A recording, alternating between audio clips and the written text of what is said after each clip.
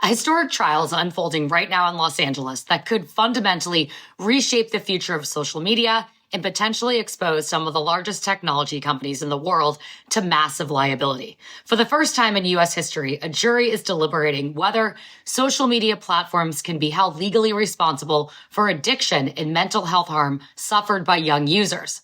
I'm attorney Tracy Paulson, founder of Rightful Legal, and today we're going to break down the social media addiction lawsuit currently being decided in LA, including the history of the case, what the plaintiff is alleging, what the defense is arguing, and why this trial could have enormous consequences for big tech in the years ahead.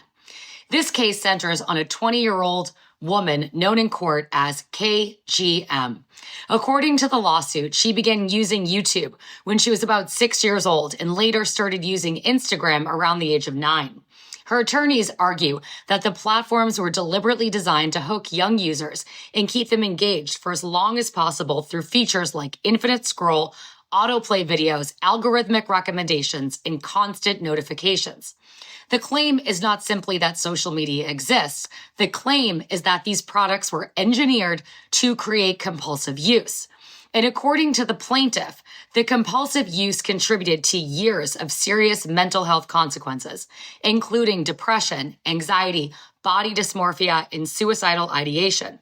Her lawyers argue that these platforms function much like addictive products that have been the subject of litigation in the past, like tobacco and opioids. In fact, one of the most striking arguments made during trial was that Instagram operates like a digital drug, providing repeated dopamine feedback through likes, comments, and algorithmically delivered content that keeps users coming back for more. But the legal battle here is about more than just one plaintiff. This case is widely considered a bellwether trial, and that means that it's the first test case selected from a much larger pool of lawsuits filed around the country. There are more than 1,600 plaintiffs. This includes families and school districts, which have filed similar claims accusing social media companies of designing platforms that harm children and teenagers. And what happens in this trial could shape how those cases move forward and what happens. Originally, several companies were named as defendants. But before this trial began, TikTok and Snapchat reached settlements and exited the case. That left two remaining defendants at trial, which includes Meta, who owns Instagram and Facebook, and YouTube, which is owned by Google. Over the course of several weeks, jurors heard testimony from mental health experts, technology insiders, and executives, including Meta CEO Mark Zuckerberg. Internal company documents were also introduced during the trial, some of which revealed that employees inside these companies were aware of potential mental health concerns associated with these platforms. The plaintiff's legal team argues that these companies knew their products could create compulsive engagement in young users, but they prioritized growth, profit, and advertising revenue over the safety and health of young users. The key point here is that this points to design choices like infinite scrolling feeds, autoplay video features, push notifications that are designed to re-engage users over and over, and recommendation algorithms that continually surface more content that the user likes. According to their experts, these systems exploit the brain's reward circuitry, particularly in adolescents, whose brains are still developing. In other words, the plaintiffs are making a product liability and negligence argument. They're saying that the platforms themselves were defectively designed and that those design choices created foreseeable harm in vulnerable young users. But the defense has pushed back and pushed back quite aggressively. Meta and YouTube both deny that their platforms are addictive, and they deny that they caused the plaintiff's mental health issues. Their attorneys have argued that the evidence shows that the plaintiff faced significant challenges in her life that existed long before she began using social media. They also argue that the platforms provide numerous safety tools, including parental controls, time limits, and reporting systems, and that the responsibility ultimately rests with the user and families to manage technology use. YouTube's lawyers even suggested that the platform operates more like television rather than a social network and therefore cannot reasonably be blamed for addiction in the way that the plaintiffs claim. Another major legal issue hovering over this trial is Section 230 of the Communications Decency Act.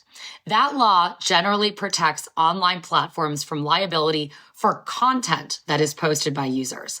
But the plaintiffs here are trying to navigate around Section 230 by arguing that the harm does not come from the content itself, but rather they're arguing that the harm comes from the design of the product, the design of the algorithms and engagement systems built by Meta and YouTube. If courts ultimately accept that theory, it could significantly weaken one of the most powerful legal shields that tech companies have relied on for decades. And that's why this trial is being watched so closely, because the outcome could influence how courts handle thousands of similar lawsuits currently across the country. Right now, the jury in Los Angeles has begun deliberating. They must decide whether the platform's conduct was a substantial factor in causing the plaintiff's injury, even if it was not the only factor. If the jury finds liability, the case could proceed to damages, but the real impact may extend far beyond a single verdict for KGM. If the plaintiffs begin winning cases like this, the ripple effects could be enormous. We could see significant changes to how social media platforms are designed. We could have stronger age verification systems for minors, limits on algorithmic recommendations to minors that keeps content always in front of them, restrictions on autoplay of videos that keep playing, and endless scrolling, and potentially billions of dollars in litigation exposure and reputational exposure for the tech industry. In many ways, this moment resembles earlier waves of litigation against industries like tobacco and opioids, where internal documents, product design decisions, and corporate knowledge became central issues in the court. Whether juries ultimately accept the addiction argument remains to be seen, and it remains to be seen possibly this week. But one thing is very clear. The legal system is now directly confronting the question of whether the architecture of modern digital platforms can create foreseeable harm, and whether the companies that built them can be held responsible.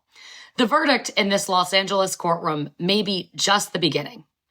If you have any questions, you can call me and reach me directly at 617-821-5856. If you found this video helpful or informative, please like and share. Thank you so much.